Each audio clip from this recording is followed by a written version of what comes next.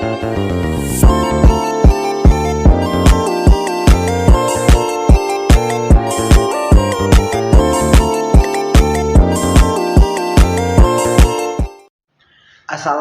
warahmatullahi wabarakatuh. Perkenalkan, nama saya Muhammad Fitra dari program studi Diploma 3 jurusan Keperawatan Poltekkes Kemenkes Bengkulu. Di sini saya akan menjelaskan sedikit materi mengenai etika dalam kewirausahaan dan persaingan dalam usaha. Langsung saja ke materi yang pertama, yaitu etika dalam kewirausahaan.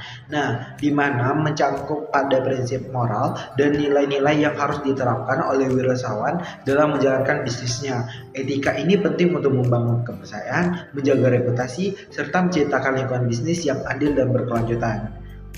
Selanjutnya ada prinsip etika dalam keperawatan. Itu yang pertama ada kejujuran, di mana menjalankan bisnis dengan transparan dan tidak menipu pelanggan, mitra, atau karyawan. Yang kedua itu ada tanggung jawab. Nah, di mana bertanggung jawab atas produk, layanan, serta dampak bisnis terhadap lingkungan dan masyarakat. Yang ketiga itu ada keadilan, di mana memperlakukan semua pihak seperti pelanggan, karyawan, mitra secara adil dan tidak melakukan diskriminasi. Yang keempat itu ada integritas, di mana menjunjung tinggi moralitas dan tidak terlibat dalam praktik bisnis yang tidak etis seperti suap atau korupsi. Adapun kepedulian sosial, di mana mengutamakan kesejahteraan masyarakat, misalnya dengan menerapkan bisnis yang ramah lingkungan. Selanjutnya ada kepatuhan terhadap hukum, di mana mengikuti peraturan yang berlaku dalam menjalankan usaha. Yang ketujuh atau yang terakhir itu ada profesionalisme, di mana menjaga etika dalam berinteraksi dengan pelanggan, rekan bisnis, dan karyawan. Adapun manfaat penerapannya itu, yang pertama ada meningkatkan kepercayaan pelanggan dan mitra bisnis. Yang kedua itu memperkuat citra dalam reputasi perusahaan. Yang ketiga ada menciptakan lingkungan kerja yang positif. Selanjutnya ada menghindari masalah hukum yang dapat merugikan bisnis. Yang terakhir adalah menjaga keberlanjutan bisnis dalam jangka panjang.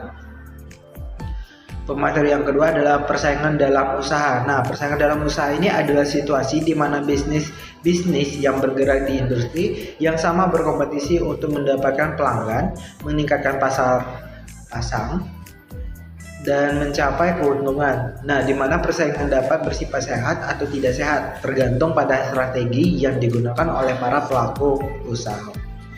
Nah, adapun jenis-jenis persaingan dalam usaha. Yang pertama ada persaingan langsung, di mana terjadi antara bisnis yang menawarkan produk atau layanan serupa kepada target pasar yang sama. Contohnya, dua restoran cepat saji yang menjual makanan serupa di lokasi yang berdekatan. Seperti contohnya, bakso, mie ayam itu termasuk persaingan langsung. Nah, yang kedua ada persaingan tidak langsung, yaitu terjadi antara bisnis yang menawarkan produk atau layanan berbeda tetapi dapat menjadi alternatif satu sama lain. Contohnya seperti bioskop bersaing dengan layanan streaming karena keduanya menawarkan hiburan.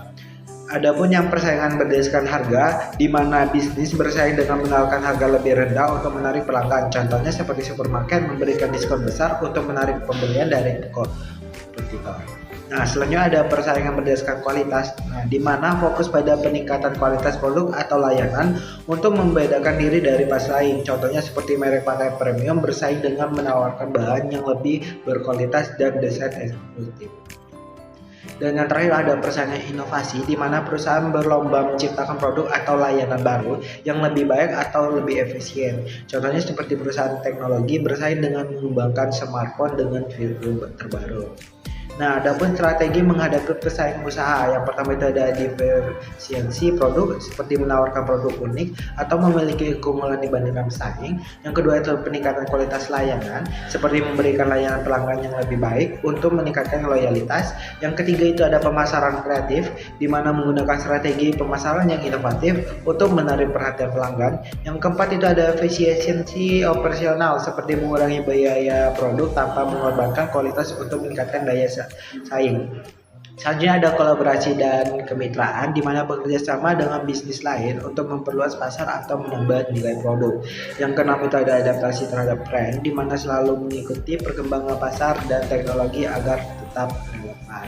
Nah, adapun dampak persaing usaha. Yang pertama itu ada dampak positif, di mana meningkatkan inovasi dan kualitas produk. Yang kedua itu adalah memberikan lebih banyak pilihan kepada konsumen. Dan yang ketiga itu adalah mendorong efisiensi dalam bisnis. Selanjutnya ada dampak negatif, nah di mana bisa memicu praktik bisnis tidak sehat seperti perang harga atau sabotase.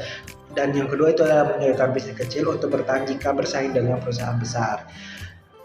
Sekian saja itu yang dapat saya sampaikan pada dua materi ini. Saya akhiri. Wassalamualaikum warahmatullahi wabarakatuh.